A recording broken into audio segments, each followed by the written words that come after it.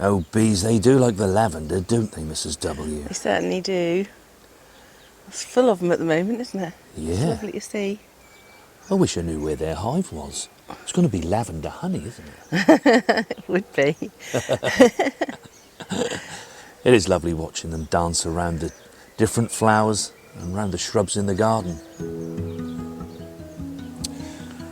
In today's video, we shall be looking at when is the best time to be harvesting your bounty.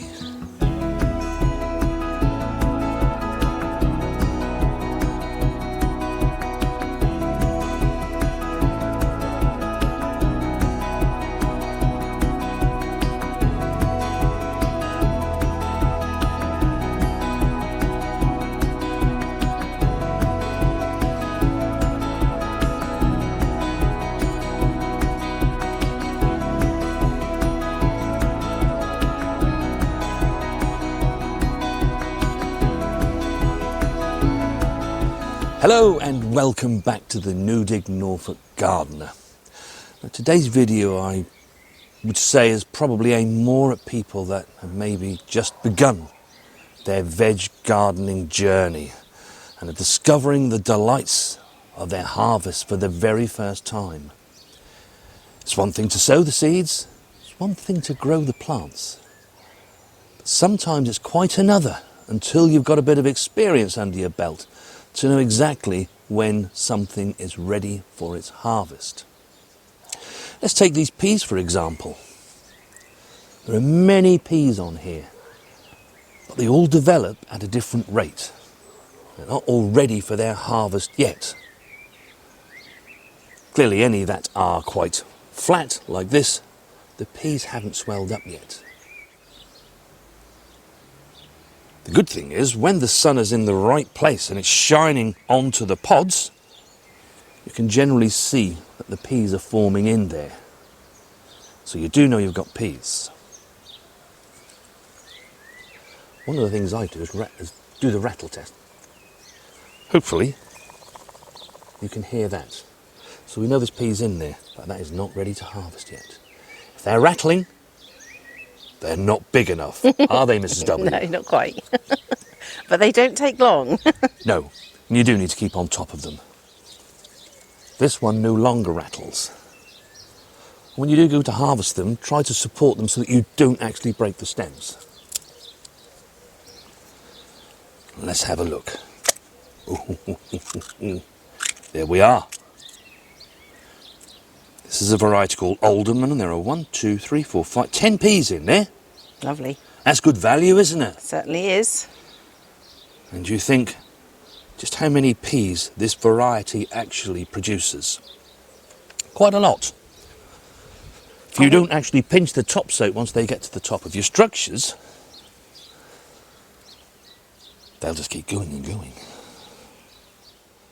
Now, of course, the wonderful thing about growing your own is that you can harvest something whenever you like. That's the beauty of it. You may like things small, and sometimes they're much sweeter when they're like that. You might like them to get to a decent size. You might like to get them to a big size. The choice is yours.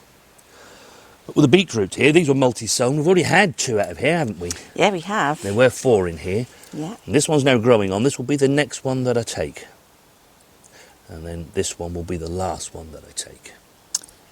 But they're both harvestable sizes, and yeah, you could pickle them or do anything with them, really. Yeah. It's just, as you say, it's a little bit more personal preference, isn't it? It certainly is. It certainly is. Potatoes. There is absolutely nothing like the taste of fresh potatoes pulled freshly from your ground. Not forgetting that we're Newdig, and if you look all around this garden, the growth of these vegetables, it's all on Newdig soil. In fact, I haven't turned this soil over since the year 2020. And actually, every year I think is getting better, isn't it, Mrs. W? It is, definitely. We certainly don't have as many weeds as we did for But a the start plants, off. they look better every year at Yeah. the moment. The harvests are getting bigger all of the time. New Dig has really helped us on our journey over the last 4 and a bit years. And certainly it's helped our clay soil, hasn't it? Yeah. It really has. And I Yeah. think that's why our plants year on year are getting better and better. Potatoes. How do you know when they're ready? Well, if you're a regular follower of our channel, you'll know that these were flowering about 2 and a bit weeks ago. And that's generally a sign that there are some tubers there.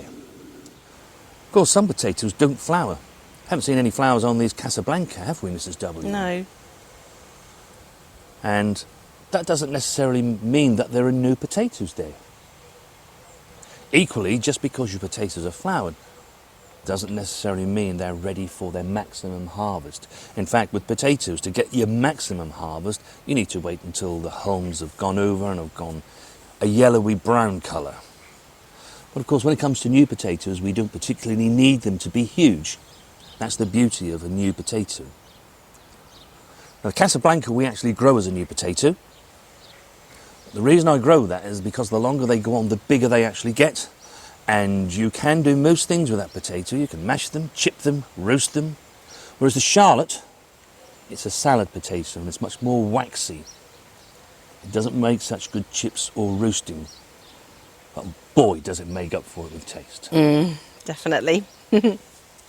So, one of the first ways that you can see what's going on is to drag some soil away. Looky here, Mrs. W. Looky here. Oh, yes. You can see. Oh, there's some beauties there, look. And actually, it's a great demonstration of why you sort of earth up your potatoes. Or in our case, compost up the potatoes. You can see that little one on the end of the root has escaped the soil and turned green, hasn't it? Because the sunlight's got to it. Yeah, and this is the feeder root. This is how the potatoes grow and form. And I actually did hear somebody the other day saying you don't need to worry about earthing up your new potatoes or your second earlies. But you do want to put something on there. I haven't put a huge amount, but you do need to put something on there because that is the result. In fact, I can see another one here that's starting to go green. Is there? Yeah. Oh, See yeah, there? just a little Still on bit, the yeah. surface? Yeah. That'll be all right for us, though. Yeah. And I can do the same with the Casablanca. Let's have a look at a How Casablanca. are they doing? How are they doing at this moment in time? I get in there to see. Pull the foliage back. Oh, there's... Yep, Yeah. there's some. Now, they're not quite so big yet, are they? No, they're smaller, definitely. So that would make me think, nope, I'm not going to harvest those. It's amazing, Mrs. W. You look all around here, there's, no dig is really quite good. You get very few weeds, but actually there is a milk thistle that's come up here. Oh, yeah. So let's have him out. I think he's grown... He's been growing next to the potatoes. We haven't seen him, have we? Which just goes to show you, when people try to tell you that you don't get any weeds with no dig, you will, because seed will still blow in Yeah. from your neighbour's garden, or if you're on allotment from another plot holder. Birds drop flying seeds, over, don't yeah, they, that's as they it. come over. Yeah. And that's why, I often say, in fact, most months when we do our top tips, keep on top of your weeding. Clearly, we didn't there, Mrs. W. Oh, dear. Now, when it comes to no dig, harvesting potatoes is quite simple. All you do is just pull on the hulms and harvest your bounty. Although this is not going to give us our maximum harvest, we've got some people coming round today and we're going to have a nice meal with them a bit later, so we do need some lovely potatoes. Oh, this is the first Charlotte of the year. This will be your first Charlotte of the year, Mrs. W. Oh, look at those. Oh. So exciting when you harvest, isn't it? Isn't it just? Oh, look, how lovely. Nice size. Yeah. Now, no dig potatoes do form in the surface. Look at that one, Mrs. that's W. massive. It's come on lovely, hasn't Yeah. it? A nice clean looking as well, aren't they? That's another thing about New Dig, they do come out really clean. Yeah. Sorry, I interrupted you. You were saying they form on the surface, weren't you? Yeah, and with this being a salad type potato, secondarily, they don't go down that deep because they won't produce tubers off the stems like you get with main crop potatoes. But do have a little delve around. See, they do. People say, do they go down? Yes, they do go down. And for us, especially as I said earlier, we've been New Dig now since 2020. I couldn't do this to my clay soil. Well, I think you've hit the clay soil there at the bottom, haven't you? Yeah. That goes to show how much compost we've got on there that over the years has built up lovely, hasn't it? Yeah, that Now, has. what is that grub there? I've just seen something. I don't know what it is. See, is it a good thing or is it a bad thing? That's one thing I don't know much about, really. We'll leave it at that. Someone might tell us in the comments, darling. Yeah. The other great thing about the variety Charlotte is that you can store them, can't you, Mrs. W? Yes, they store quite nicely. And In the dark though. yeah, if we still have potatoes in there by sort of the second week in July, I will harvest them and then store them for us to be able to use because the leeks are going in there. Yeah. But if my calculations are right, by the time we get to July, we will have harvested those anyway. Next, we're going to look at a brassica. There's the Calabrese, and it will be the last time that we look at this vegetable. We did it as a grow along. You've sown it with us, you've grown it with us. Hopefully, yours now are looking like this. That's lovely, isn't it?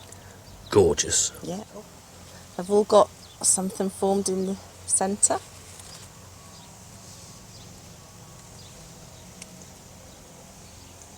But that's the biggest at this moment in time. So when do I harvest my Calabrese? Well, can you see these little yellow specks that are here? That means that if we leave that for much longer, they're going to rise and there'll be all lovely little yellow flowers there and will render the plant useless to eat. Now, we could leave it another couple, maybe 3 days. I wouldn't leave it much beyond that. In fact, over the years, Mrs. W has often told me off for leaving these things for far too long. As they go over, the actual like little florets start to separate, don't they? Yes. So when they're nice and tightly formed like this one is, to me that's the perfect time to harvest it now. Oh yes, that's exactly what I'm going to do. Lovely. And actually I'm going to harvest it right down here, because this is another thing when it comes to growing your own. See how that knife has gone right through that?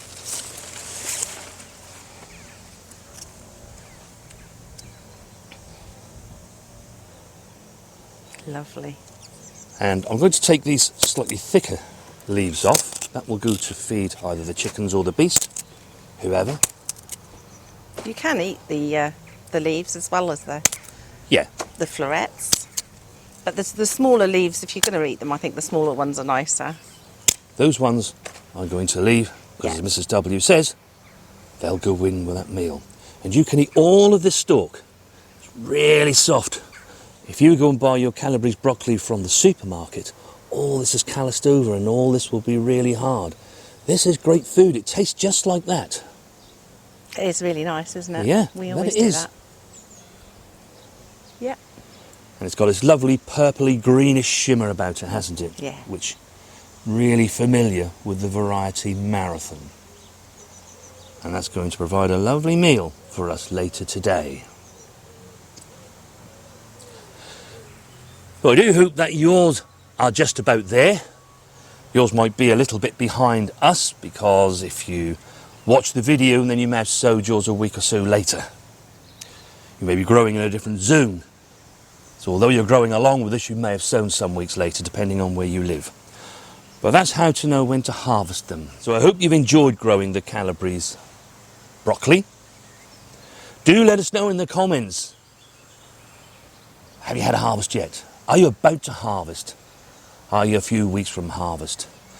And do, if you've been growing along with us, send us some pictures. Our email address is in the description, and it'd be lovely to see some pictures of your amazing harvests. There are one or two of you that do send me pictures quite regularly, and it's lovely to see them, isn't it, Mrs. W? It really is. Yeah. Even Frank, all the way over there. Yeah. In the good old USA. He sent us some pictures, and it's just amazing to see what other people's gardens look like and how they're growing their food. Yeah, it's lovely. Yeah, we really do love to see your pictures. So as you can see, a lot of our vegetables, they grow under the ground. So you don't particularly know what's there and what's going on. Potatoes are a good example. Another one is garlic. Now, you'll often be told that garlic is ready once the leaves have all gone brown and yellow. It's not strictly true. I always try to wait to start to see these bottom leaves starting to turn colour. You can see it happening here and here. And it won't be long before these leaves are here. By the time these leaves start to go like this, I would definitely be looking to harvest. But the question is, are they ready to harvest? And the best way really is to have a look, just as we did with the potato. And you can feel to see whether or not, yeah, I can feel some, that is split. So I'm going to have this one because we want some garlic for today. And I like to... Roots are in there well. Yeah, they are, aren't they? I like to sort of help ease it up rather than pull it, because that could really do some damage. There we are, Mrs. W. Super.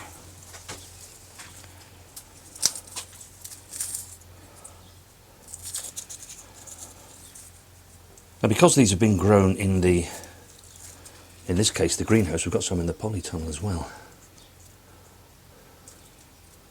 They're ready that little bit earlier. Look at those lovely plump bulbs. Yes.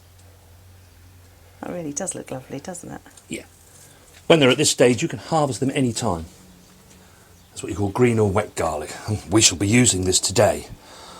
When I now take the rest of the harvest, we shall then look to cure them, which we'll go over in another video. So as I said, we've got some people coming around. We need to give them a dessert. Mrs. W's a stippler for that. 2-course meal is a minimum. We've got some lovely strawberries. In fact, the ones outdoors are actually now starting to go. In fact, some are ready to eat, They are, aren't yeah. they? Yeah, they are. How do you know when a strawberry is ready? You may think, just because it's red, that it's ready. One of the things that will tell you that they're ready, as I walk into this polytunnel, is... Oh! Sweet smell. Oh! They are so sweet smelling. You can literally smell the sugars. This one is red. But it's not ready, is it, Mrs. W? It's not quite. It's not Another couple at of its days, best. I should think. Whereas this one, yes, it's that little bit redder.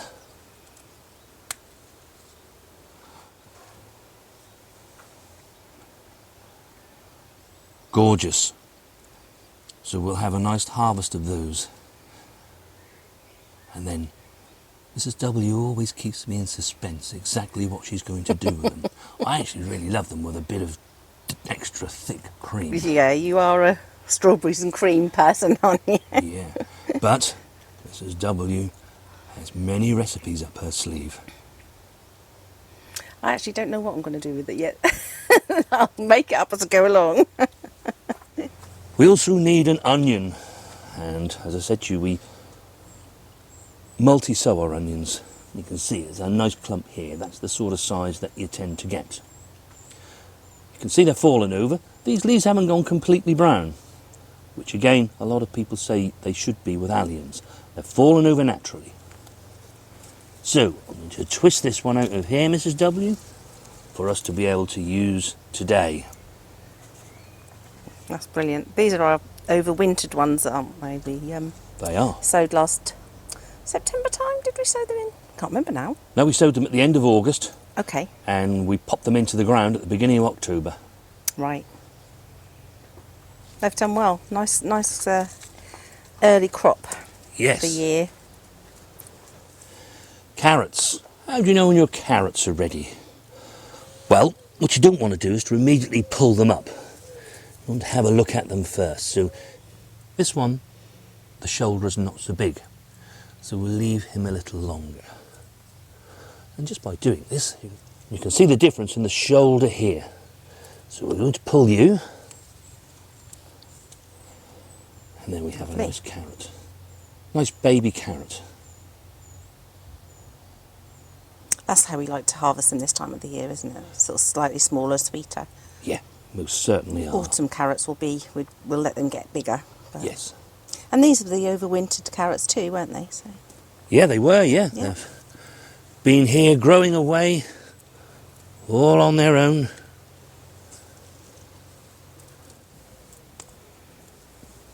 And it always amazes me, the ones that go to seed actually don't make anything because it's actually putting all of its energy into trying to make that flower. Yeah, there's no carrot really on there at all, is there? No, there isn't. And if this happens within one season, the seeds will not be viable. What you do is that you save the carrot and you replant it the following year. These are biannuals, so we eat the root in the first year, and if you replant them the following year, they'll then do this and they will be viable seed. And of course, lastly, how do I know when my peas are ready?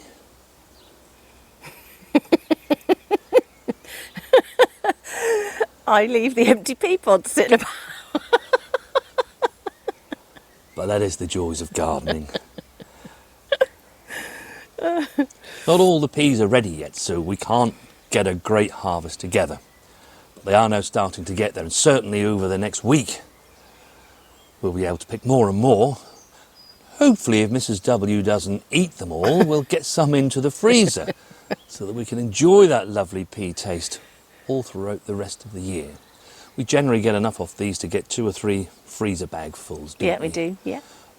We can enjoy the taste, and peas are one of those things, and you know, if you get them done, pick them, pod them, get them frozen. And they freeze really well. They freeze really well, and they still keep a good taste, don't they? Not as good as having them fresh, but they do keep a really good taste. Have a great gardening week, everybody.